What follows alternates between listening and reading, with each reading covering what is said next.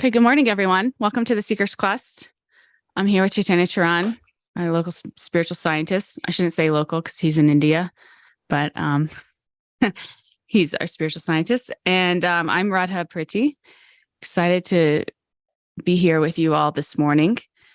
Today is going to be a fun day. I was just telling everybody who's here live, I was giving them a little bit of like a preview to the class that CC designed this morning, because when he sent it to me, I was like, this is the most beautiful thing I've ever heard. So, and I was telling them, I wish that I would have heard it 10 years ago, because I think it would have helped me so much in my life and relationships. And so this will be a good one. But it kind of stemmed from, I was also sharing with the group here that it stemmed from our Star Wars talk the last time. So we kind of talked about a theme in Star Wars the last time, our last meeting on Tuesday. And after that talk, I was sharing, Michael's a Star Wars Star Wars fan. He's online right now. And I was asking him what he thought of it. And he sent me a list of a few topics that we could expand on related to Star Wars. And one of them was attachment. And it's one that I also really, when I watched Star Wars the first time, one that I reflected on quite a bit. And so I sent that to CC, and CC designed this like beautiful class around it. So we start with that. But where are you today, CC? How are you doing? Yeah, I am in a place called Pune. This is the international headquarters of youth outreach, I would say, in the world. Hundreds and hundreds of youth in each program. So right now there's a youth event going on. So I just had a talk which went overtime. That's why I got a little late coming back. Yeah, I'm keeping well. How are you keeping? I'm good. I'm in Colorado. I'm actually here with my family. My mom is live here. There's my mom. Oh, good to see you. So she's going to be here for our family attachment episode, which is divine timing. Hopefully I don't offend her too much. So, but yeah, okay, let's get right into it. I guess I'll kind of put this into context, maybe with the theme and the relationship to Star Wars, briefly, so that we can get right into it. But when I watched Star Wars the first time, something I thought was really interesting was Luke Skywalker. He is a Jedi, he's like on the light side. So he's kind of has a lot of responsibility to kind of save the Empire. And in that, he gets trained and he goes to fight Darth Vader. But when he finds out that Darth Vader is his father, he almost like gets a little bit, his duty of like protecting the Empire, he almost like supersedes his relationship with his father in like wanting to save his father. And he knows that there's good in his father. So he wants to bring his father back to goodness, and his family attachment in that sense almost kind of like blinds it. And it blinds like his duty that he would have been so focused on. I felt like if he wasn't so like tunnel visioned into that. And I was talking to my husband about this, who is, a massive Star Wars fan as well. And he said, yeah, that's a new generation of Jedis. Like before that generation, the Jedis were taken away from their families when they were really young. And so they didn't have any attachments. And now that's not how it works. Now that wasn't the story with Darth Vader, Anakin, and that wasn't the story with Luke. And he said, but at the same time, that makes them that much more powerful. They're so much more powerful because of these attachments. And I was like, that's really interesting. And not to say, I'm not saying that family attachments are bad. I just recognizing this kind of dynamic. And I thought it was an interesting theme. So yeah, I guess this, and we talked about this in the last episode, attachment versus affection. I think maybe episode 6, something like that. So we talked about this kind of theme, but we're going to elaborate on it a little bit more and talk more about things like boundaries in love and see where it all culminates. So CC, from there, do you want to take us into it? Sure. Can you give me Share permission to share screen? the screen? Yeah. Yeah. So thank you for that introduction. And overall, whenever I've read about or discussed this theme of love, it can transform. And when it transform, it can be one of the most beautiful and moving forces in the world. Because of love, people can take responsibility and do so many things which normally they would not do. So love can transform, but unfortunately, love can also deform. In the name of love, people can do terrible things. So we humans are relational creatures, and as relational creatures, we we need relationships, and it's not just psychological need that we have, or emotional need that we have. It actually um, is a deeply transformation. It's a deep need that arises from our very core. So how do we find that the loving relationships that we have, the connections that we form with others? So for example, if I'm here, the other person is here, and the ideal relationship is it? By this relationship, what happens is both of us rise upwards. Both of us become better. Hmm. I mean, this is could be a transformative relationship where we both rise and become better. The relationship between us, mm, seeing something good in you inspires me to develop something good in me, and seeing something good in me inspires you to develop something good in you. This is what we would like to have. But unfortunately, we could say life is not that simple. That suppose I'm here and I could bond with somebody who's here, or I could bond with somebody who's here. And if this relationship that is there, by this relationship, either what can happen is, say, it's a reciprocal relationship, but by the effect of it in me could be that in this reciprocation, I rise upwards. Or it could be by this relationship, I get pulled downwards. So we have multiple relationships. And sometimes it could also be that instead of I being pulled upward by some relationship, it could be that I pull the other person downward. It could also be that somebody who's downward, I help them to rise. So there are multiple permutations possible in a relationship or in our various relationships.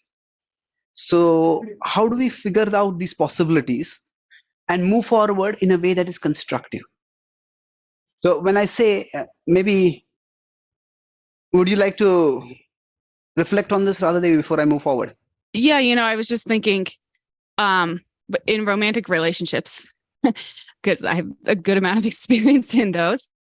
When I was younger, when I was in my 20s and I was struggling in romantic relationships, I went to therapy. I went to couples therapy actually, and then I ended up doing it by myself. But what I learned this theory of attachment where in a romantic relationship, there's like two roles. One role is the person who's withdrawn, like the inhale, and one role is the person who's kind of more like a firecracker, and which is the exhale.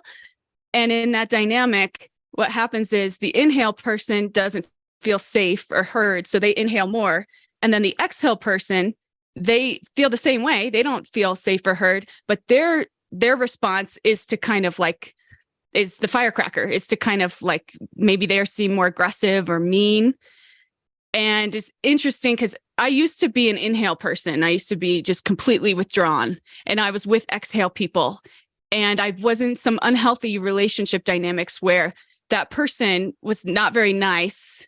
He wasn't very skilled actually in expressing himself. So it came out as very negative and kind of and brought me down. So I would inhale so much that I was almost like he felt like I didn't care about him, which almost made it worse, like a child who throws a temper tantrum.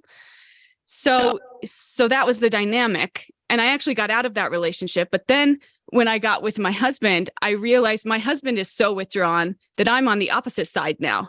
And so now now I can recognize it in him. And I'm like, hey, you're withdrawing a lot and it's making me feel kind of crazy. Can we talk about a middle ground so that we can come up together? And now him and I are getting skilled at that as a unit. But I just was thinking of that attachment theory. And have you read that? Or do you know anything about that? Yeah, I haven't specifically heard about the terms, but it does make sense that we all have, going back to Star Wars terminology, the dark side within us. And sometimes knowingly or unknowingly, that dark side can be manifest more. And in one sense, it's like when we get anger is often an avoidance mechanism, avoidance strategy. I get angry with you so that I can so that I can avoid getting angry with myself. So I get angry with you so that I can avoid getting angry with myself. That I can sense there's something off with me, but instead of dealing with it myself, then I just take it out on you. And that can be very hurtful for the other person, but it can also be damaging for me, because that's what becomes my further mechanism for coping with things. So that definitely becomes a problem. So that's one thing which struck me. So yeah, it's like among alcoholics, there could be somebody's alcoholic and somebody's an enabler of the alcoholic. And basically both of them, their dark side is being pulled out more and more. One is more intentional, the other is more unintentional. But either way, the end result is both of them are being pulled down. Yeah. In different ways to different degrees, but both of them are being pulled down. Yeah, absolutely. This is interesting too, the angers and avoidance strategy. I feel like that happens as well. It's like that's what relationships are, right? Like you get home, you feel stressed about your day, you take it out on your partner. Like, how are you going to deal with that? It's such a mirror for all of our own stuff, I guess. Yes. So now, if we go back to the story of Darth Vader, was Anakin. In one sense, Anakin was just living a life as ordinary life. He was quite poor. He had his mother. He used to repair some vehicle parts. He participated in pod race. He was quite talented at that. But it was the relationship with I think it was King Onjin, the Jedi, who came and took him, and he had to leave his mother and go. When he went with this particular Jedi, he didn't really know him, but they bonded. He became like a mentor figure for him. But unfortunately, that Jedi was killed. And then he went to the Jedi Council, and there were several wise people, but he didn't feel accepted over there. So if we consider, as he grew up, he developed feelings for Padme, and they had a relationship. Now, in this case, it's natural that we want if we have loved someone, we want to protect them. So he couldn't save his mother when he went back. It was just too late. But then he wanted to protect Padme. That desire is good. But then, as I said, when does love reform? There's one dark aspect is where one is manipulative. In one sense, we exploit the other person's love for us as a weakness to manipulate them. That is quite overt. That is quite dark. But the other is, so we are not really concerned about the good of the other person. It's more like it's not love so much, or is it's more like abuse of love. It's abuse of love where we exploit the other person for our ends, and that can drag both people down. You're talking about how love may deform or pull us down. That's one way it can happen. But the other is that protect, we want to help the other person, protect the other person, but in that, by crossing ethical boundaries. So, say for example, so in India is a very educational conscious country, and parents often have a lot of expectation from their kids. So now, if a kid goes to college, staying in a hostel, the kid may feel, oh, there's a whole world of temptation open for me, and kid could get lost. But the kid remembers that, okay, I have to, and my parents have invested so much in me, they're paying for my college education, I need to study, I need to do well. That could inspire the kid to avoid the distractions and focus on studying. But if so, that in sense is good. But if the kid thinks, oh, I have to get good marks and I'm not studied, and I need to get good marks, so therefore let me break into the college office and steal the question paper, and then I'll get good marks. So the kid may say, I'm doing it out of love. Well, no. Love should not mean that when one flouts boundaries. And when this happens, this is not a person going overtly into a wrong action. It's more like, say, if let's take it the other way. If somebody's parent is, somebody's a parent and they have a child who is sick. Now, and a child needs some expensive medicine. Now you may decide that to get the medicine, I may sell my house, or they need some expensive surgery. Well, that's a good thing. But they will say that I'll take a huge loan. Okay, you might be able to repay it. But then if they say that, okay, I'll rob a bank. Well, should you be doing that? And they say if they're robbing a bank, the guard stops them. So you kill the guard to rob the bank. So if this is happening, and the question comes, okay, maybe here the boundaries are being crossed too much. This is not what a person should be doing. So if love makes us, maybe at this point, or at the most, you could say at this point, stop. This point meaning you said sell my house, take a loan, rob a bank, kill the guard. Yeah, you could take a loan. You could take a loan. That's okay, maybe fair enough. So sometimes a person may say that, a friend may ask another friend, I need money. So can you help me rob a bank? And this person says, no, I can't do that. What kind of friend are you that you won't help me? So this is a manipulative question. And the answer to this question is by questioning the question. What kind of friend are you that you expect me to do this for you? So this is where Darth Vader, his desire to protect Padme was fine. But while desiring to protect Padme, okay, what do I do? Okay, he started going and more and more towards the dark side. And he started becoming more and more, slowly those tendencies, more and more aggressive, more and more forgetful of higher values, till he eventually just crossed over to the dark side. And the very person whom he was supposed to protect, he tried to strangle her to death. Right, because when you don't have boundaries in love, it can bring you lower and lower, and that's what happened to him. So if you go up to this one right here, how love deforms you, you said abuse of love, and then the other was protect the other person by crossing ethical boundaries. I was putting this in the context of the first example you had with the alcoholic and a family dynamic, because I think what happens in a family dynamic, say for something like that with somebody that has a lot of addiction, you have a parent that has a lot of addiction, and then you have a parent that's an enabler, which doesn't have boundaries to really protect themselves or anybody else, because they are not skilled in creating and having boundaries. So then what ends up happening, I think, is the parent that doesn't have the boundaries, that's raising the kids, sometimes doesn't have boundaries with kids. And the kids almost don't learn because maybe the parent is kind of a people pleaser or just an enabler.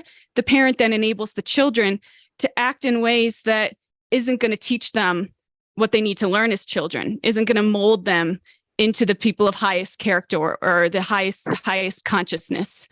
And in that way, it's not so clear cut like the example you just gave of the ethical boundaries, but you can see how the absence of boundaries in these dynamics, it can propagate in families, and it can then propagate in society, so that we have people that kind of have those missed opportunities of really learning some of these maybe character values or consideration for other people or whatever it is, because of this absence of boundaries in love that people mistake for love, because they feel like they're making that person happy. I'm just making the person happy. This is how I make the person happy. Well, okay, first in a relationship with a partner who's an addict, that's really crossing a boundary. But in a relationship with your children, that's also not really your number one responsibility. So it's interesting how this can really affect our family relationships in such a profound way that propagate into. That is a very good point about make the other person happy. That is natural. When we love someone, we care for the other person. We want to see them happy. But then you could say there is present happiness at the cost of future happiness. So like if somebody is enabling an addict, if parents are pampering their children, they are okay. You don't want to go to school, don't need to go to school. You don't want to study, don't study. Just you want to play. You want to eat chocolates. I'm such a loving parent. No, ruining the future of the child. So, but the other side could be also only future happiness at the cost of present happiness. So, if parents are too hard with their children, the parents are too disciplinarian, parents are too demanding, and children are children. They have their needs. They will play. They will have fun. We need to have that also. So if we consider only the future, that will also make the relationship. It'll fray the relationship. It will strain or even break the relationship. So so that means that there has to be this balance between present happiness and future happiness. So what do I do for your present, and what do I do for your future? So in some ways, Padme did express that she didn't like who Anakin was becoming as he was going down. And she says, eventually, when she sees him and Obi-Wan come together, he says, I can't recognize you. He says that both of us will be together, both of us will together rule the world, we will take down the emperor. He says, and he says, you're not the person that I fell in love with. You become different. So it's you wanted to make somebody happy, but in trying to make that person happy, you have become someone that person cannot be happy with. That person doesn't really realize that. They may or may not, but the idea is that there is always this tension between present happiness and future happiness. So that, in one sense, when we say there's unhealthy attachment means, how do we know it is unhealthy? You could say, I can never say no. If that person asks me for something, I can never say no. Now, I can never say no to you might seem to be a sign of love, but it can very easily degenerate into a sign of pathological attachment, pathologically unhealthy attachment. In every relationship, there are times when if the other person's request is unreasonable, it is unethical, it is improper in any other way, then we have to be able to say no. Now here, in fact, this was not, of course, in Anakin's case, it's not anybody else's request also. It was just his own desire. Out of his affection for her, he thought what was good for her in trying to do that. He couldn't say no to the advances of Palpatine, to the suggestions, promptings, and eventually the directives of the Emperor. So that was a big problem. So this is, you could say, affection becomes attachment when we can never say no to the other person. Yeah, that could be a really difficult thing in family dynamics because you really want that close relationship, but you also want to honor yourself and where you are. And when you say no to that close relationship, you feel a withdrawal of love. Maybe you get greeted with something like guilt or shame, or maybe the person's aggressive. And that's just so difficult to handle. It's almost like then, okay, well, now I have to detach from this person. Like what do you do? And if it's just like a boyfriend or a girlfriend, okay, you can detach and you can try again. But if it's like a parent or, a marriage, it becomes really kind of complicated and difficult. Yeah, I mean, this definitely could be one result. But sometimes also it's true that when you say no, there is also the emergence of respect. Mm. That, okay, I can't, there may initially definitely a displeasure, but ultimately there cannot be really a very close relationship between one person and other person if one person is just giving orders or making requests, and the other person is simply complying. We want someone whom we can relate with, someone whom we can reflect our thoughts on. So in some ways there might be a withdrawal initially, but eventually there'll be a greater bonding. And if a withdrawal is happening, then maybe that relationship itself is unhealthy. It's not just that interaction is unhealthy. There's some people say that, like some bosses will say, you're free to express your opinion as long as you agree with me. Then that's not really freedom. It's okay. Then if you don't really want suggestions from anyone, then don't pretend that you look for suggestions. So sometimes if the love is becoming so conditional that if you don't do this for me, then I don't care for you. Well, then we have to evaluate: is this really that important for that person, and is this something so strongly against my principles? If it is, then it's a question that if somebody says this particular thing is extremely important for me, it's very important for me. That's what they are saying. But then from my perspective, the same thing is very harmful. Then we have to decide then whose perspective is important. How is this relationship to move forward? If you don't consider that, then there'll be a lot of problems. So I think that withdrawal of love is temporary, but that eventually leads to a certain amount of respect that does come when a person stands up for themselves.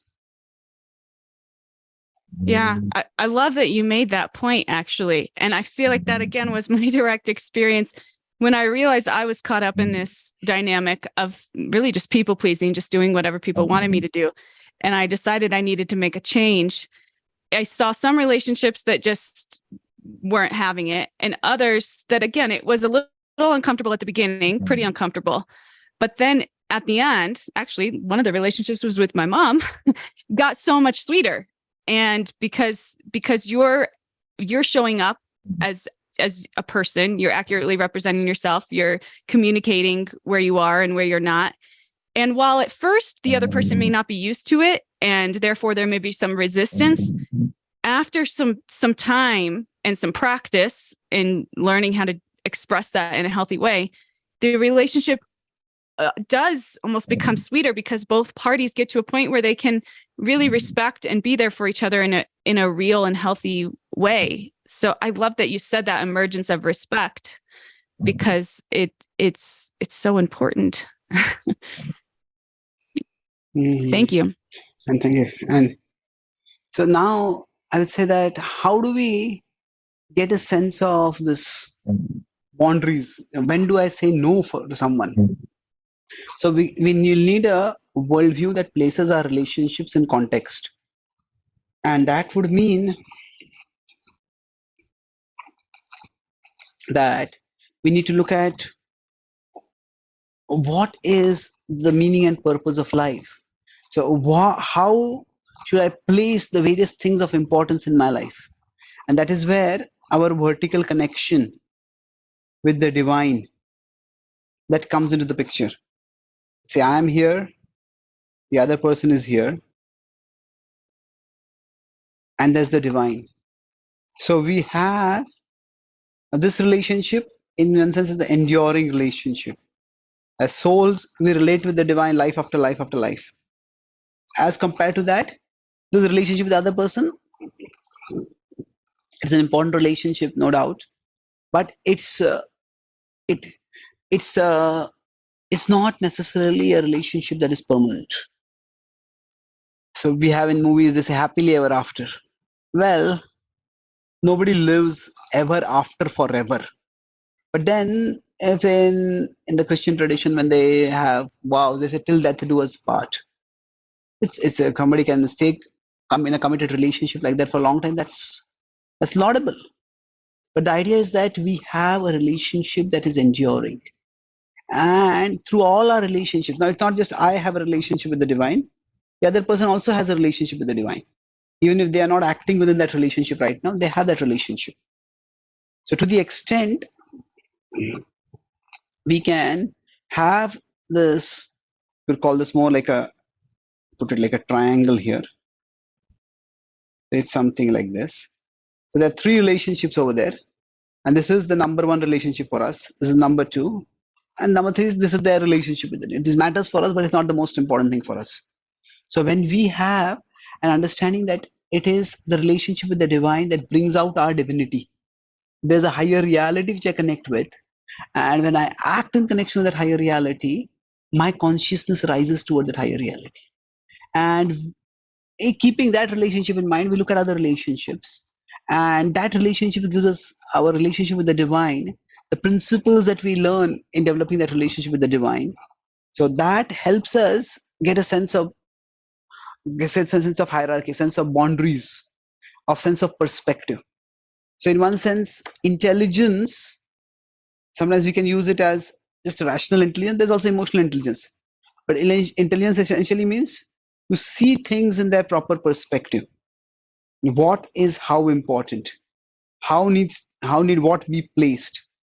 The things in their proper perspective. To the extent we can do that, that extent we can move forward in our lives. So that's one. Yeah. So what you're saying with this triangle you made is my number one important relationship in my life is my relationship with the divine, and relationship with others is number two. And then others' relationships with the divine is number three. That's just relative to the importance in my own life of relationships. So that in itself, I feel like can change the perspective because before in relationships, before I had divinity in my life, I would make that person God. So when I made that person God and I didn't have a God, it was like it became super codependent, actually. So having that North Star, having your own relationship with divinity to kind of guide you, I feel like is so important. And then also letting other people have their relationships with divinity and trying to make your relationship with another person really just based off of both of your relationships with divinity. It's like keeping God at the center.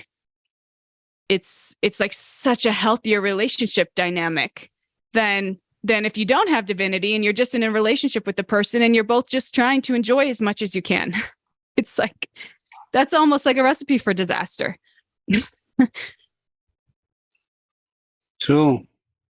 This is where the idea that our spirituality, it's not just something to make us feel more peaceful, feel more good. That's there. There is a spirituality which often is defined by something which makes us feel good. Oh, when I do this, I feel so calm. I feel so at peace with myself. That's good. But spirituality also is not meant to help us become good. There is some goodness within us, and we want to increase that goodness. This is one. This is two.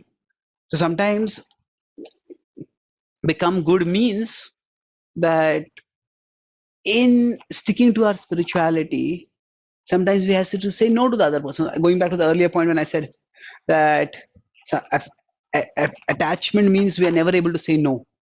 Now, saying no is never to someone whom we care for. Saying no is never pleasing. It's not an enjoyable thing to do.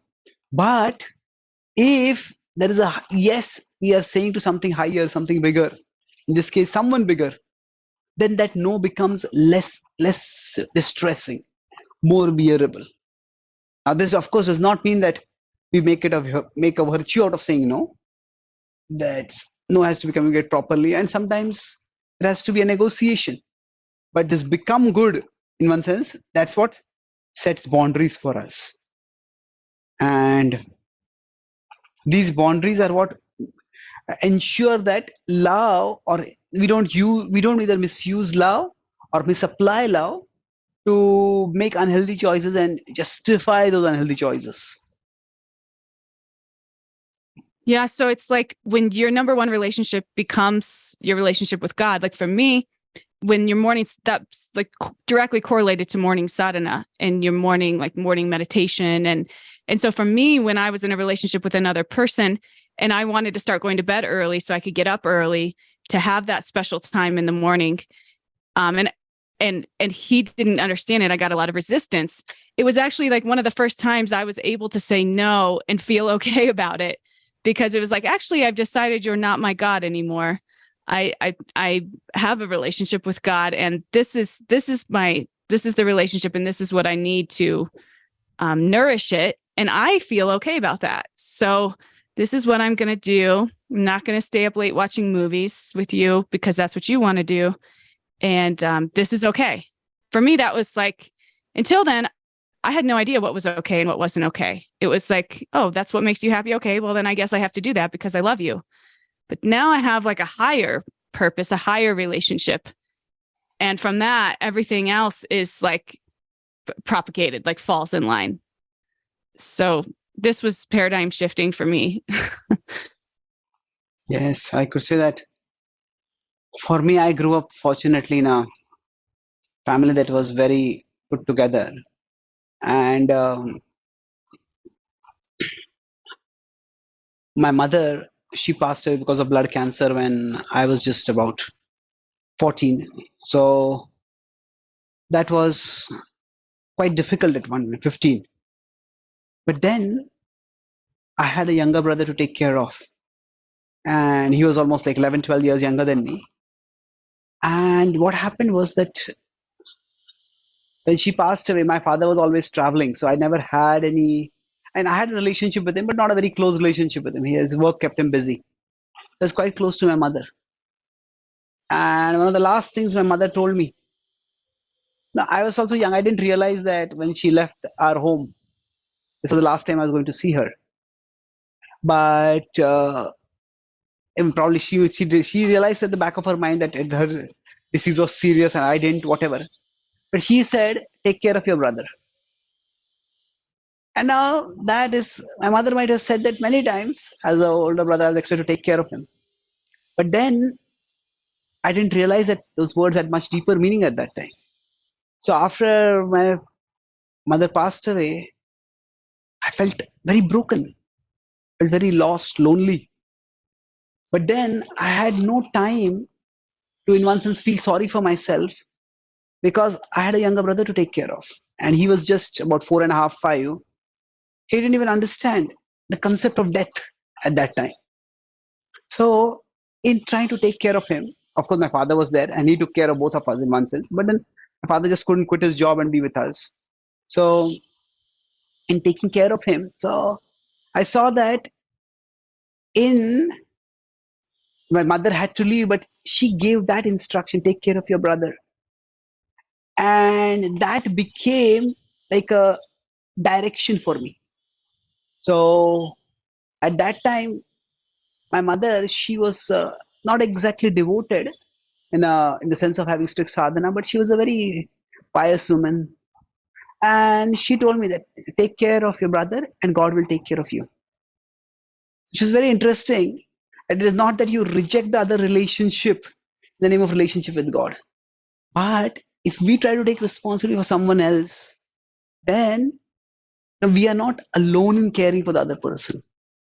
There is a higher divinity which is also there to take care of us, take care of others. And So when we see our relationship in that bigger light, that bigger picture, so that became like a north for me. So in one sense, I was taking care of my brother. In one sense, I was taking care of what my mother wanted me to do. But in that whole process, because I was connecting with God. I don't remember consciously praying excessively, but what I do remember is there were times when I was surprised by how undistraught I was. And I was thinking, am I so heartless that I don't care for my mother, that she has passed away and I'm not broken down in tears? And I did cry for some time. But then I was realizing that through what she had told me, she had pointed me towards something higher. That God is always there with us. And the way we experience Him is by assuming a sense of responsibility, not just my responsibility, but a sense of a divine responsibility. And that helped me. So in one sense, you could say that if this is slightly, I would put it this way, that say this is me, my brother, and this is my mother, and then above this is God.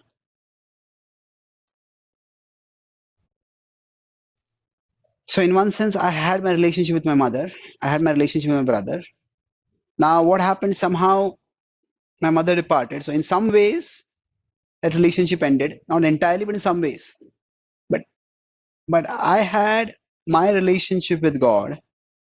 And what my mother told me in one sense is that your relationship with God is also through your relationship in taking care of your brother.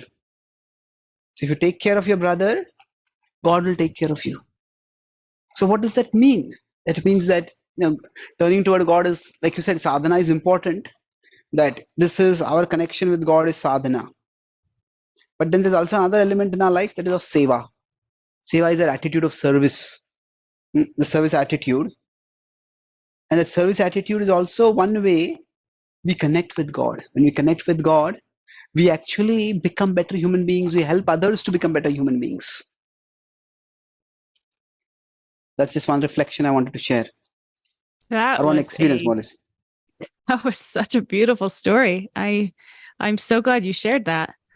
I didn't know that story.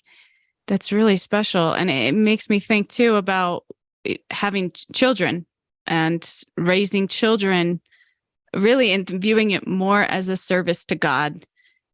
Again, not that your goal as a mother is to make those children as happy as possible. Granted, that's important, but to raise them, like you said, in service to God, and that's developing those kinds of the kind of character, those kind of godlike qualities, raising them in that way. Yeah, that's true. What is that? There's some sociologists who said that the miracle is not that adults make children. The miracle is that children make adults. That when children are present, adults have to start behaving like adults, take responsibility. So, so relationships that way can be quite dynamic and transformative. And we could say that conversely, that when a person is lonely, it's so easy to go on a downward track. So it's possible to go on a downward track because of unhealthy relationships. It's also possible to go on upward track through healthy relationships. So let's hope that we all can get the wisdom, choose healthy relationships, and move away from the dark side within us toward the light side. Should I try to summarize?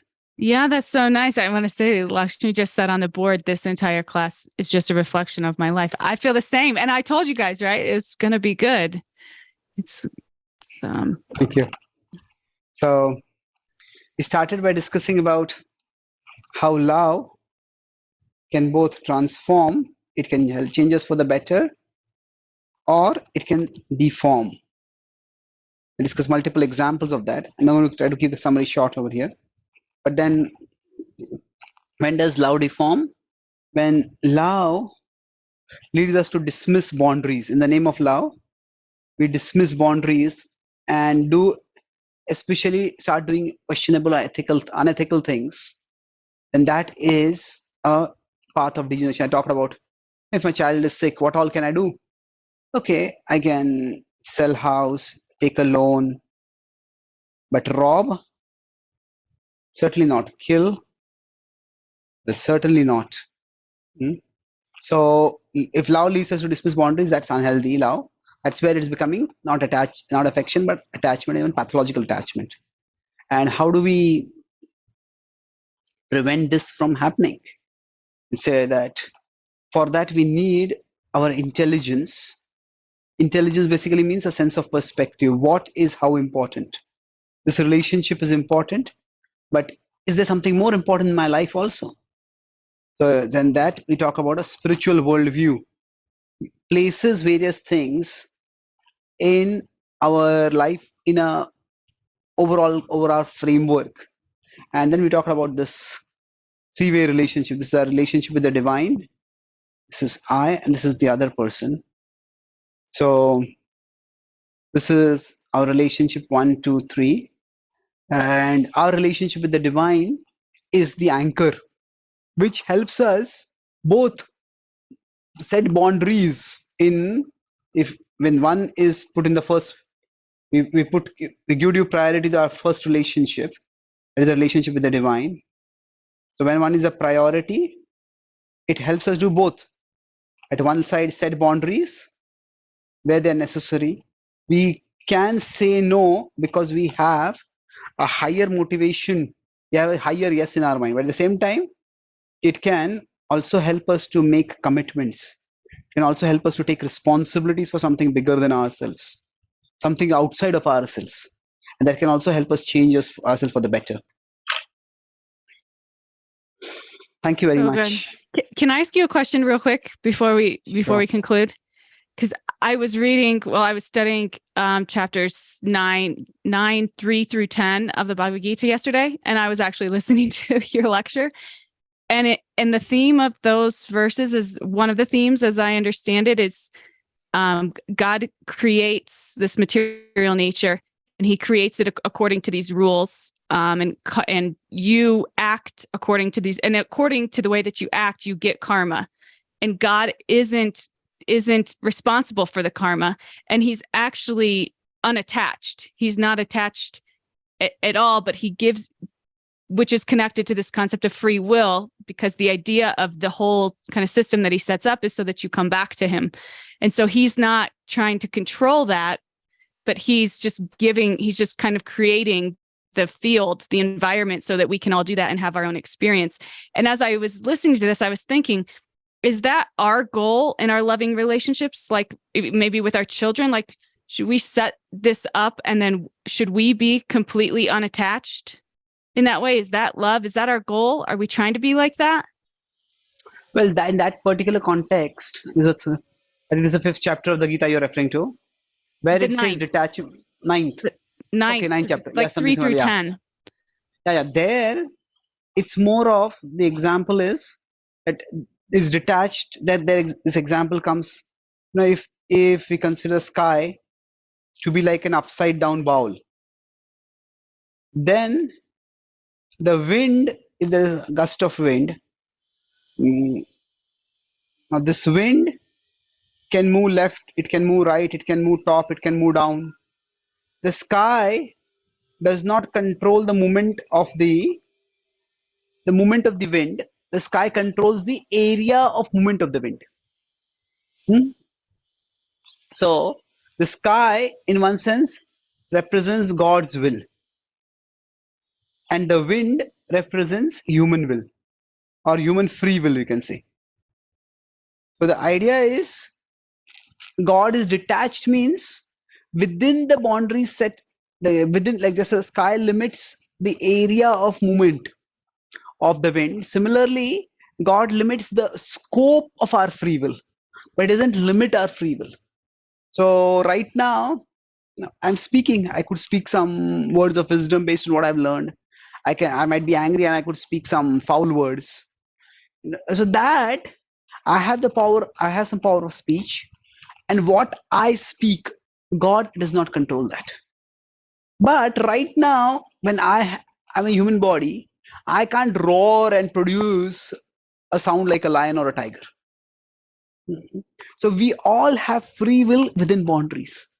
So within those boundaries, what God does, sorry, what we do, God doesn't control that. So in that sense, God is detached. So the love here, it's not that there's no love. It's more that love means respecting the other person's boundaries, and sometimes love also means, mm, maybe this is a theme which we'll discuss more. Respect the other person's right to be wrong. The right to be wrong. Sometimes people may have to go through certain experiences to learn certain things. Now we may try to tell them, don't do this, is harmful for you, and that's good to tell. But if they're not ready to listen, then sometimes we have to respect that right to be wrong. So that is what is talked about. When it's detached means that people make choices, the choices have consequences. And God doesn't want us to suffer. But if we want to make unhealthy choices, He does not force us to make right choices. He respects the boundaries that have been given for us by our past. Somebody might be more powerful and they may have a bigger sphere of activity. But within that, they're given freedom. Beyond that, they are limited. It's a big subject. Maybe we could discuss this next time. Yeah, that's really helpful. Thank you. So when I think about like if you have children, and I don't have children yet, but hopefully soon. If you have children, you create those kind of parameters to keep them safe, those boundaries. But within those parameters, you allow them to make decisions that maybe aren't going to make them feel good, but they'll still be safe. So you allow them to do that so they learn. And in that way, you're loving them. Yeah, true. It's a very good relatable example of that point. Yeah, when I was listening to this, I was like, okay, how can I apply this? What can I learn from this in my own relationships? And the way you just explained it, it kind of made it click for me. So thank you. Thank you so much. Hare Krishna. Hare Krishna.